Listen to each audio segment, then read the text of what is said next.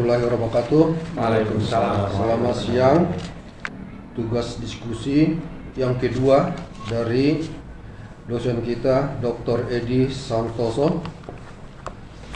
Dalam hal ini kelompok 3 saya akan perkenalkan. 1,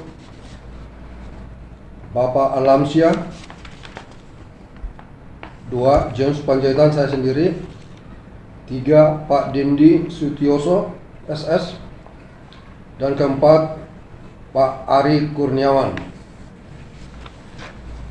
Baik, untuk membahas atau mendiskusikan mana putusan nomor 527/PIT-SUS/2020 PN Semenan. Pertama kali kami bertanya kepada rekan Alamsyah terkait pertanyaan nomor 1, bagaimana penegakan hukum dalam kasus ini? Apakah perbuatan terdakwa tersebut merupakan perbuatan hacking? Baik, terima kasih. Jadi menjawab untuk apa yang menjadi ruang lingkup dalam analisa ini terkait bagaimana penegakan hukum dan apakah perbuatan terdakwa tersebut merupakan perbuatan hacking.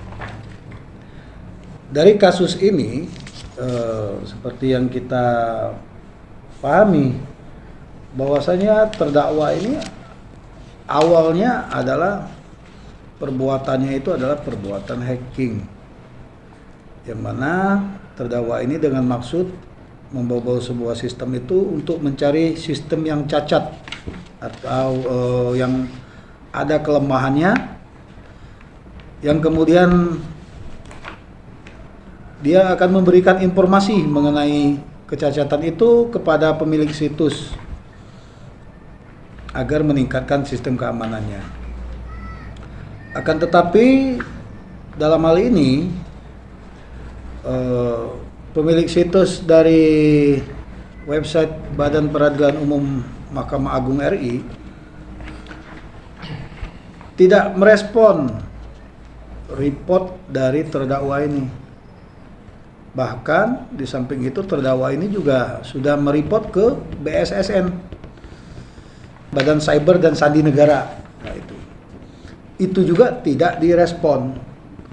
Nah, akhirnya terdakwa ini mulai berubah pikiran.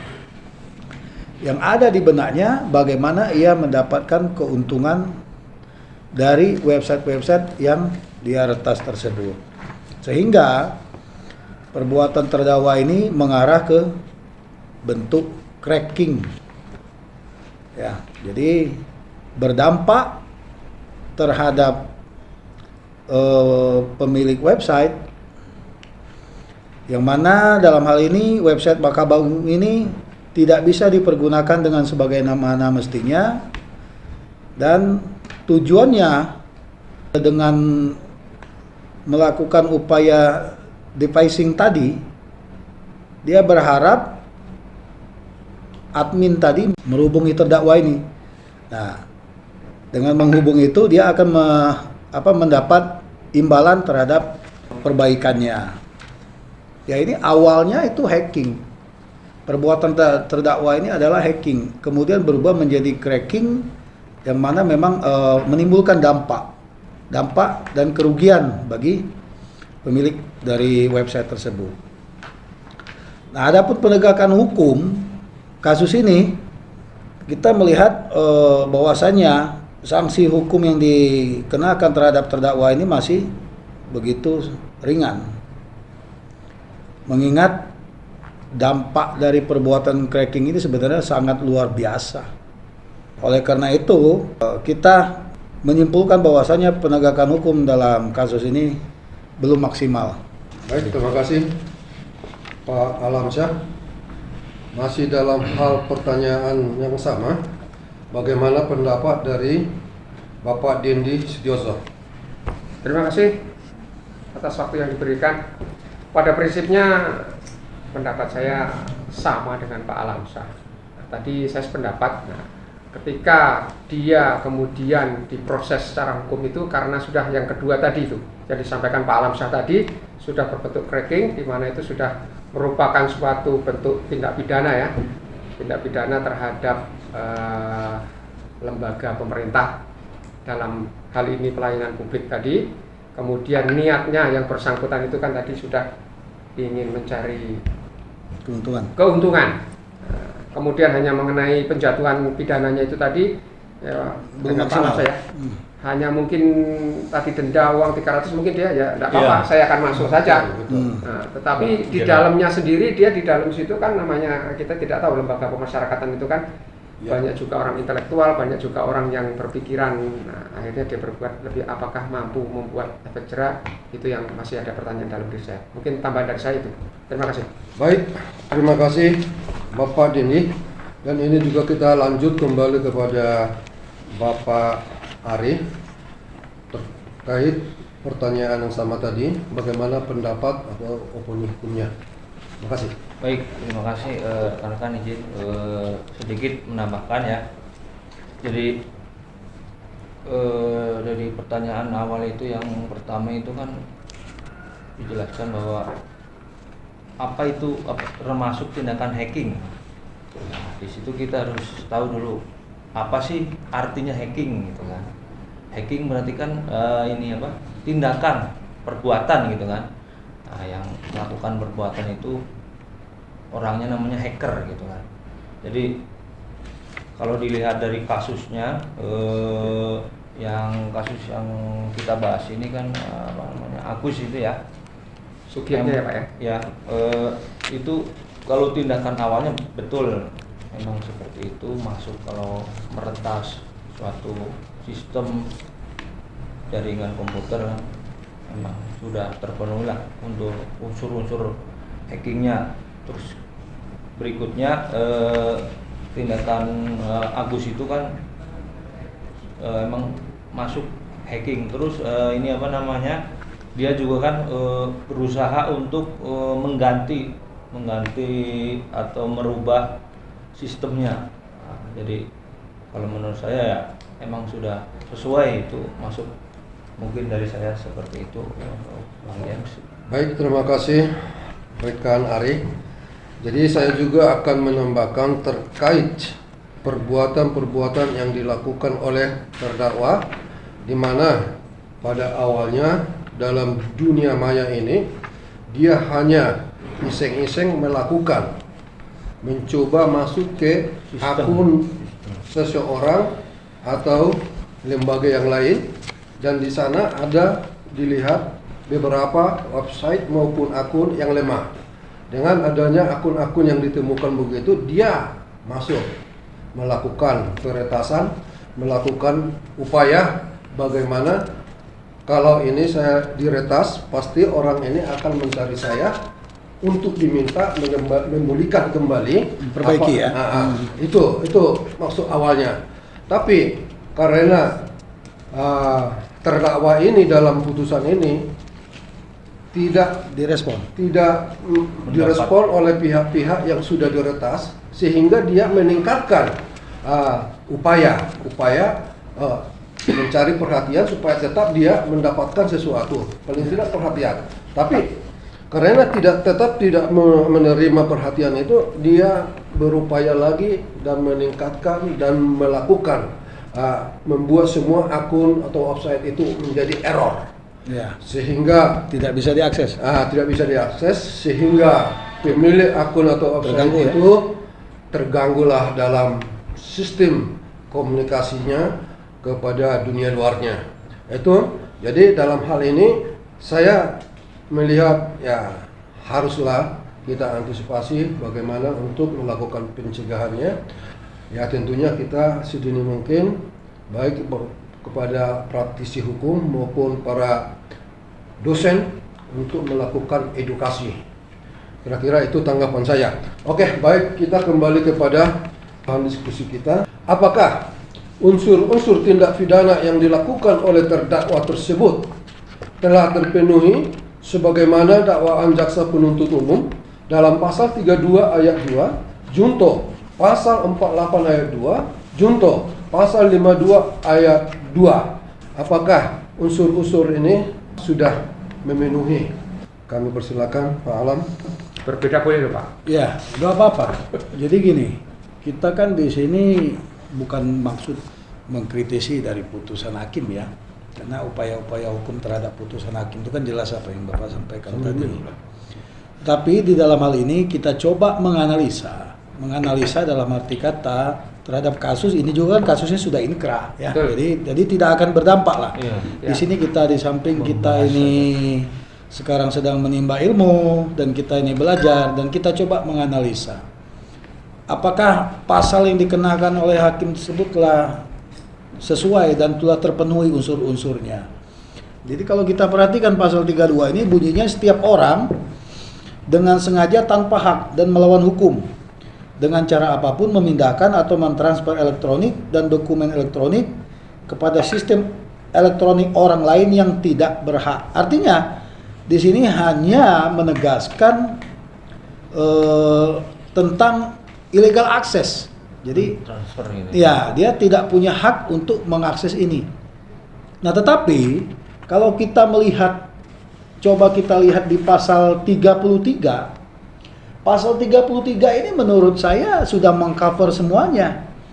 Di samping di sini ada menegaskan terkait tentang illegal access tadi, juga di sini menegaskan tentang akibatnya dari perbuatan terdakwa itu.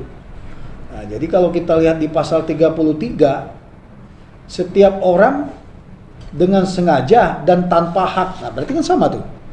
Setiap orang dengan sengaja dan tanpa hak atau melawan hukum melakukan tindakan apapun yang berakibat. Nah, jadi di sini ada akibatnya. Jadi di pasal 33 ini lebih menekankan terhadap akibatnya yang berakibat terganggunya sistem elektronik dan atau mengakibatkan sistem elektronik tersebut menjadi tidak dapat bekerja sebagaimana mestinya. Artinya di dalam pasal 33 ini lebih menekankan dan lebih melengkapi dari pasal 32. Kalau pasal 32 ini belum menjelaskan akibatnya. Jadi menurut saya pasal 32 yang dikenakan terhadap terdakwa ini unsur-unsurnya tidak terpenuhi. Nah, yang lebih terpenuhi jika dikenakan pasal 33. Kenapa demikian? Karena saya melihat tindakan terdakwa ini berakibat terganggu. Sebagaimana yang menjadi pertimbangan majelis hakim bahwasanya perbuatan terdakwa ini berakibat terganggunya website Dirjen dari Badan Peradilan Umum Mahkamah Agung. Ya.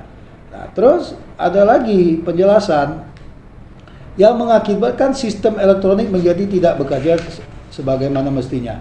Nah, di dalam pertimbangannya juga hakim juga menjelaskan bahwasannya perbuatan terdakwa berakibat terganggunya website Direktorat Jenderal Badan Peradilan Umum Mahkamah Agung RI dan website-website lainnya yang diretas oleh terdakwa dengan tujuan mengganggu sehingga tidak dapat digunakan sebagaimana mestinya. Ya artinya kalau pasal 33 ini lebih melengkapi dari pasal 32 sehingga semua unsur-unsur perbuatan terdakwa ini terpenuhi di dalam pasal 33. Nah, kalau pasal 33 itu sudah pasti dijuntukan ke pasal 49. Karena di dalam pasal 499 ini adalah sanksinya, sanksi pidananya itu ada di pasal 49 gitu. Nah, sementara untuk junto pasal 52 ayat 2 itu memang unsur pasal tersebut sudah terpenuhi. Karena mengingat pasal 52 ini adalah yang menegaskan bahwasanya objek ya, objeknya itu adalah pemerintah. Dalam hari ini website milik pemerintah. Nah, perbuatan terdakwa ini dilakukan terhadap website milik pemerintah. Jadi unsur pasal 52 ini menurut saya sudah terpenuhi. Akibat perbuatan terdakwa itu kan udah jelas terganggunya sistem untuk pelayanan publik, Betul. akses dan lain-lain jelas terganggu. Dan itu ada di pertimbangan, Dan di pertimbangan majelis hakimnya. kalau dilihat dari akibatnya emang kalau pasal 32 ayat 2 itu terpenuhinya belum belum sempurna lah. Belum sempurna, seperti iya. itu. Kalau bahasa dari saya lebih hebatnya seperti itu, belum sempurna. Mungkin yang lebih pas, lebih sempurna emang lebih lengkap lah. Ya Pasal 33. pasal 32 itu. 33. Apa 33 Ya. itu kan di situ disebutkan apa lebih lengkap dari akibatnya kan. Ya, Itu kan termasuk- mengakibatkan terganggunya apa Betul. pelayanan publik dan lain-lain. Memang dalam diskusi ini kita sepakat bahwa mengenai pasal 33 Betul. Undang-Undang IT yang menyatakan lebih cocok.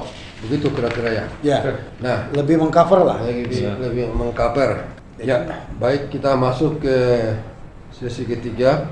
Apakah pertimbangan hukum yang menjadi dasar Majelis Hakim Pengadilan Negeri Sleman dalam penerapan pasal-pasal terhadap terdakwa telah sesuai dengan perbuatan terdakwa?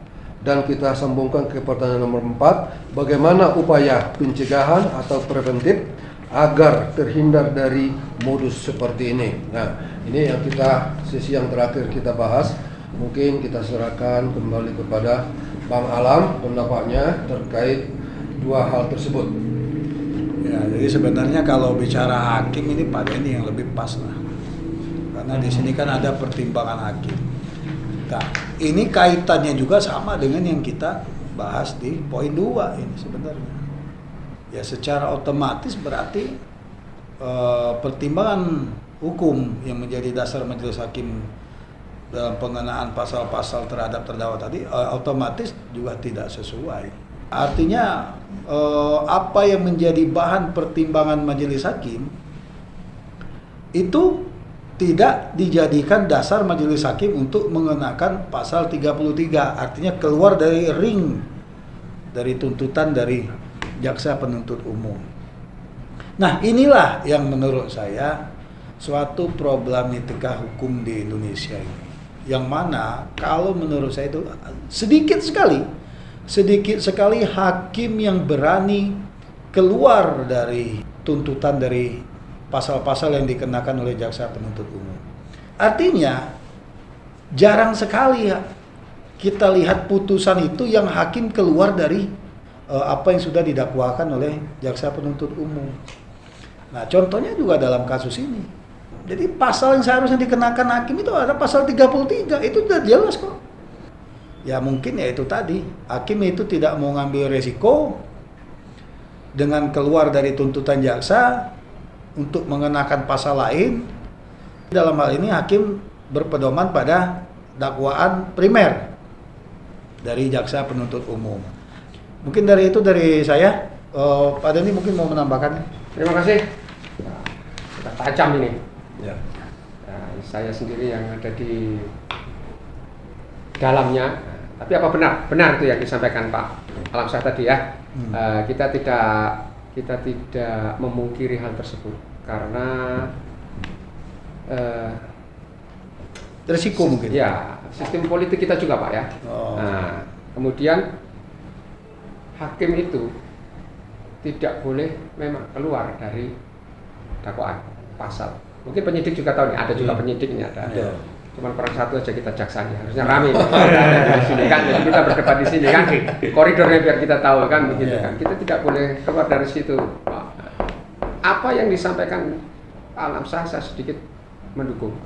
Jadi kebanyakan itu mereka ada di zona aman dan zona nyaman. Nah itu, ya. Jadi kita di sini bukan bermaksud mengkritisi ya, tidak ada maksud mengkritisi, tetapi kita di sini dalam hal masih menimba ilmu dan belajar, makanya diskusi ini diarahkan jadi seolah-olah bagaimana sih pertimbangan hakim tadi, apakah pengenaan pasalnya sudah sesuai.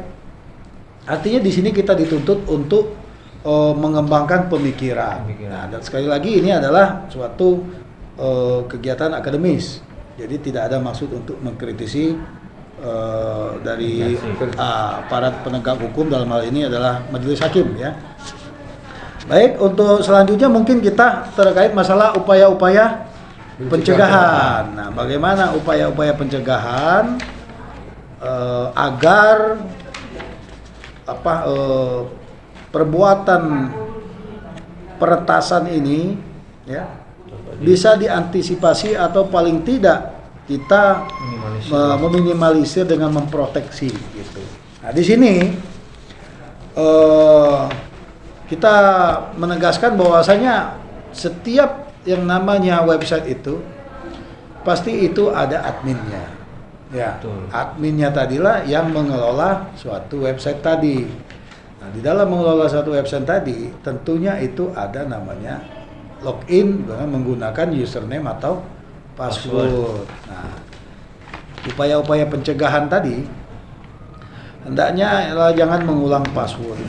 Artinya jangan membuat password itu di setiap akun itu sama, karena itu berisiko. Nah, terus yang kedua ini rutin mengganti password. Nah, selanjutnya hindari menggunakan jaringan publik yang sifatnya gratis. Ini juga sebenarnya rawan, Pak. Jadi kalau kita perhatikan, memang di tempat-tempat umum biasanya, Yang sudah wifi itu wifi. entah itu mall, pertokoan ataupun restoran, Wifi. itu biasanya menyajikan wifi gratis. Gratis. Ya. Nah, kalau toh terpaksa kita harus menggunakan wifi gratis tadi, nah itu lebih baik pakai virtual private network tadi, VPN tadi. VPN. Itu juga VPN itu semacam Penangkal kayak ya? memfilter lah.